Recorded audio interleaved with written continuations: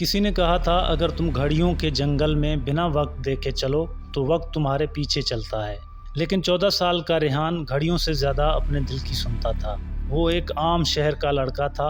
School, video games और कभी कभी रात को आसमान को तकना उसका रूटीन था। लेकिन उसकी एक अजीब आदत थी, उसके पास कभी घड़ी नहीं होती थी। उसका मानना था कि वक्त महसूस किया जाता है, देखा नहीं जाता। एक दिन स्कूल के बाद जब वो लाइब्रेरी में बुक्स ढूंढ रहा था, एक पतली धूल भरी किताब उसके पैर के पास गिर गई। उस पर लिखा था, जंगल जहां वक्त सो गया है। उसने किताब खोली तो पहला सफ़ा था ही खाली। दूसरे सफ़े पे सिर्फ एक जुमला था, अगर तुम सच में वक्त को समझना चाहते हो तो जंगल में आओ, जहां हर सेकंड एक कहानी बन जाता है। और तीसरे सफ़े पर था एक रियल मैप। उसी रात बिना किसी को बताए रेहान अपनी साइकिल लेके निकल गया। शहर के बाहर एक पुराना भूला बिसरा जंगल था, घड़ियों का जंगल। कहते हैं यहाँ हर पेड़, हर पत्ते, हर सांस में एक घड़ी छुपी है।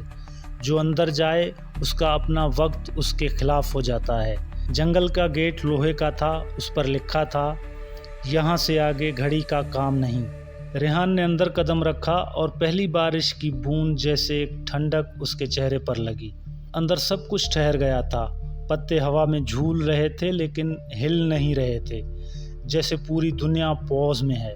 अचानक उसके सामने घड़ियों का पीपल पेड़ आया, जिसमें हजारों छोटी बड़ी घड़ियां लटक रही थी और उनमें से एक घड़ी टिक टिक कर रही थी। बाकी सब चुप। उस घड़ी की सुई ने रेहान की तरफ इशारा किया। वो आगे बढ़ा और ज़मीन खुल गई। रेहान नीचे गिरा, लेकिन कब गिरा, कैसे गिरा, उसे याद नहीं। जब आंख खुली तो वो एक शहर में था, लेकिन ये कोई आम शहर नहीं था। यहाँ लोग घड़ियों से बातें कर रहे थे। कुछ लोग वक्त को पेंट कर रहे थे और कुछ वक्त को घूंट के पी रहे थे। एक बूढ़ी औरत उसके पास आई, उसका नाम था माँ टीका। उसने रेहान से कहा, तुम वो लड़के हो जिसे वक्त ने चुना है। तुम वक्त को वापस जगा सकते हो। वक्त को जगा? रेहान ने हैरान होकर पूछा। इस जंगल में वक्त सो गया है। हर किसी का वक्त रुक गया है। कोई बूढ़ा नहीं होता, कोई बच्चा नहीं होता। जो जिस पल में आया उसमें फंस के रह गया। सिर्फ तुम ही हो जिसका वक्त अब भी चल रहा है। तुम्हें वक्त की किताब ढूंढनी होगी। 3 रास्ते, 3 परीक्षाएं। उसका पहला रास्ता था खामोशी की गुफा। यहाँ सिर्फ वही सुनाई देता था जो तुम सोच रहे हो। अगर डर सोचा तो डर सामने आ जाता। रेहान ने अंदर जाके खुद से कहा, मैं अपने वक्त से ज़्यादा मजबूत हूँ। और उसके सामने अंधेरा पिघल गया।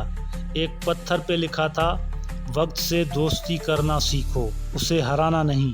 दूसरा रास्ता था आईने का तालाब। यहाँ पानी में तुम्हारा पास्ट, प्रेजेंट और फ्यूचर एक साथ दिखता है। रेहान ने पानी में झांक कर देखा। उसने अपने पास्ट में माँ को रोते देखा, प्रेजेंट में खुद को जंगल में और फ्यूचर में एक अकेला आदमी। लेकिन उसकी आंखों में रोशनी थी। एक आवाज़ आई, वक्त सिर्फ गुजरता नहीं, तुम्हें बनाता भी है। तीसरा और अंतिम रास्ता था पलों का महल। यहाँ हर रूम में एक याद बनती। जैसे ही रेहान किसी दरवाजे को खोलता, उसकी एक याद सामने आ जाती। एक रूम में उसका पहला झूला, दूसरे में उसका पहला हार्ट ब्रेक, तीसरे में माँ की लोरी। अंतिम रूम में उसकी खाली सीट थी। उसने वहाँ बैठकर आंखें बंद की और कहा, मैं तैयार हूँ। रूम चमक उठा और उसके सामने एक ताला था, सिर्फ वक्त की किताब से खुलने वाला। अचानक आसमान से एक किताब गिरी, साफ चमकती हुई, बिना शब्दों के। रेहान ने उसे खोला। हर सफ़ा ब्लैंक था।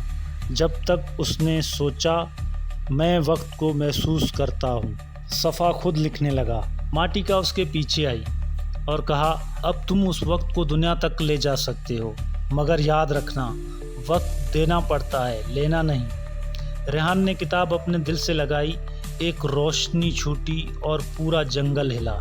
पीपल के पेड़ की सब घड़ियाँ एक साथ चालू हो गई। जब रेहान जंगल से बाहर आया तब सुबह हो चुकी थी। पहली बार उस शहर में लोगों ने सूरज उगते देखा। पत्तों से पानी गिरा, लोग अलार्म की आवाज़ से जागने लगे। लेकिन रेहान किसी को नहीं मिला। गांव के स्कूल में एक नोटिस लगाया गया, आज से हम वक्त को न सिर्फ देखते हैं बल्कि महसूस भी करते हैं। लाइब्रेरी में वो पुरानी किताब अब फिर से धूल में थी, लेकिन अब उस पर एक नया टाइटल था, उस लड़के की कहानी जिसने वक्त को जगाया। तो दोस्तों, ये थी आज की स्टोरी। अगर आपको स्टोरी अच्छी लगी तो वीडियो को लाइक और चैनल को सब्सक्राइब ज़रूर कीजिएगा। मिलते हैं अगले वीडियो में।